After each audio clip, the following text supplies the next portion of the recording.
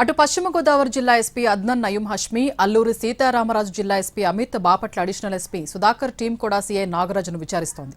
తమ వద్ద ఉన్న ఆధారాలు, సాంకేతికపరమైన పూర్తి అంశాల్ని ముందు పెట్టుకుని విచారిస్తున్నారు దర్యాప్తు బృందం. నాగరాజు వాంగ్మూలాన్ని వీడియో రికార్డ్ చేస్తున్నారు సిట్ అధికారులు. సీఐ నాగరాజు ఇవ్వబోయే వాంగ్మూలంపై సర్వత్రా ఉత్కంఠ నెలకొంది.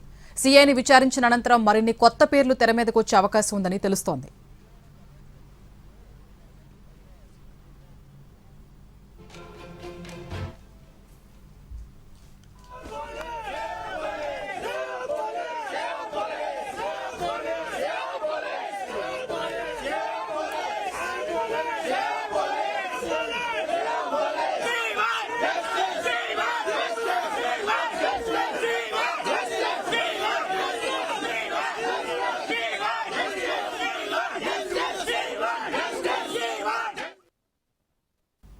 ఇదే అంశానికి సంబంధించి మరిన్ని updates Vijayawada command control room నుంచి మా ప్రతినిధి వినయ్ లైవ్ లో అందిస్తారు. వినయ్,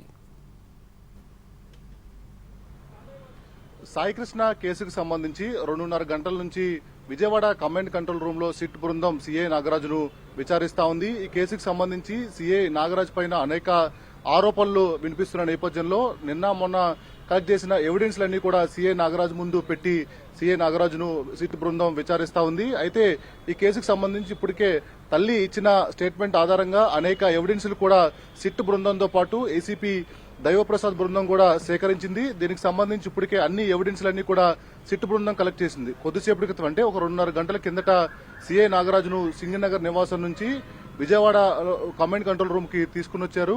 ప్రస్తుతం సిట్ చీఫ్ రవిప్రకాష్ బృందం 2.5 గంటల పైగా అటు సీఐ నాగరాజును అనేక ప్రశ్నలు అడిగి విచారిస్తున్న పరిస్థితి మనకు కనిపిస్తా ఉంది. ముఖ్యంగా ఈ కేసులో టాస్క్ ఫోర్స్ పాత్ర చాలా కీలకంగా ఉన్న నేపథ్యంలో దానికి సంబంధించి ఫస్ట్ హాఫ్ అంతా కూడా క్వశ్చన్లు అడిగినట్టు కూడా మనకి సమాచారం అందుతా ఉంది. అయితే మార్కాపురం నుంచి టాస్క్ ఫోర్స్ ఎందుకు తీసుకొచ్చారు, ఈ కేసులో టాస్క్ ఫోర్స్ ను ఎందుకు ఇన్వాల్వ్ చేయాల్సి వచ్చిందని దానిపైన కూడా సీఐ నాగరాజును సిట్ బృందం అడిగినట్టు కూడా మనకి తెలుస్తా ఉంది.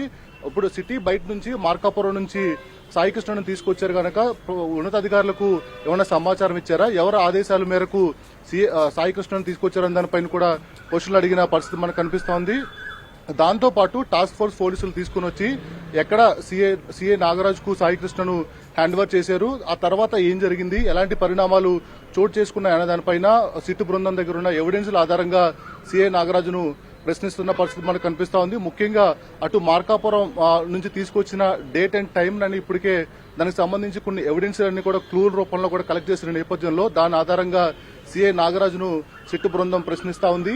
మార్కాపురం నుంచి తీసుకొచ్చిన తర్వాత ఎక్కడికి తీసుకొచ్చారు నేరుగా అనే దానిపైన కూడా కొన్ని క్వశ్చన్లు అడిగినట్టు కూడా మనకు తెలుస్తా ఉంది. అటు కృష్ణలంక పోలీస్ స్టేషన్ లో ఎంతసేపు విచారించారు, ఆ విచారణలో ఎవరెవరు పార్టిసిపేట్ చేశారు, ఏ తేదీన విచారణ జరిగిందని దానిపైన కూడా క్వశ్చన్లు అడిగారు. దాంతో పాటు కొన్ని ఆరోపణలు ప్రధానంగా ఈ కేసులో వినపడతా ఉన్నాయి. అటు సాయికృష్ణను తీసుకుని వచ్చి విచారణ అనంతరం అతన్ని కొట్టిన తర్వాత అతను చనిపోయాడు, లాకప్ డెత్ అయిపోయిందని చెప్పిన నేపథ్యంలో ఆ కోణాల్లో కూడా అటు పూర్తి స్థాయిలో విచారణ జరుగుతా ఉంది. అంటే కృష్ణలంక పోలీస్ స్టేషన్ లో ఎంతసేపు ఉంచారు, ఆ తర్వాత ప్రైవేట్ ప్లేస్ లో ఏమైనా తీసుకెళ్లి విచారించారా అని దానిపైన కూడా ఇప్పటికే పూర్తి స్థాయిలో విచారణ అంతా కూడా జరుపుతా ఉంది. అయితే ఈ కేసుకు సంబంధించి సీఐ నాగరాజు దగ్గరికి వచ్చే ముందు అనేక మార్లు అటు ఏసీపీ దైవప్రసాద్ బృందం కావచ్చు, దాంతోపాటు అటు సిట్ బృందం కూడా ఈ కేసుకు సంబంధించి అనేక ఆరోపణలు వినిపిస్తున్న నేపథ్యంలో ప్రతి ప్రాంతాన్ని కూడా ప్రతి ఆరోపణలను కూడా చాలా సీరియస్ గా తీసుకుని అన్నిటిపైన కూడా జల్లెడ పట్టారు. ఏదైతే ఒక ప్రైవేట్ హోటల్లో తీసుకుని వచ్చి 2 రోజుల పాటు అతను అక్కడ థర్డ్ డిగ్రీ ప్రయోగించారు, అక్కడ కొద్ది హాస్పిటలైజర్ అయితే అక్కడే ఒక R&B డాక్టర్ను కూడా తీసుకుని వచ్చి వైద్యం అందించారన్న నేపథ్యంలో ఆ కోణంలో కూడా అక్కడ విచారణ జరిపి దానికి సంబంధించిన ఎవిడెన్స్ కూడా కలెక్ట్ చేశారు. దాంతోపాటు స్వర్గపూరి కృష్ణలంక స్వర్గపూరికి సంబంధించి కూడా మిస్టరీగా ఉంది. ఈ నేపథ్యంలో దీనికి సంబంధించి కూడా చాలా కీలకమైన క్వశ్చన్లు సీఐ నాగరాజును కూడా అడిగినట్టు కూడా తెలుస్తా ఉంది. ఇలా ఓవరాల్ గా అనేక క్వశ్చన్లకు సంబంధించి క్వశ్చనేర్ ముందు నుంచి సీఐ నాగరాజును అసలు సాయికృష్ణ మిస్సింగ్ డెత్ ఆరోపణలపైన పూర్తి సమాచారం రాబట్టే ప్రయత్నం అయితే సిట్ బృందం చేస్తా ఉంది.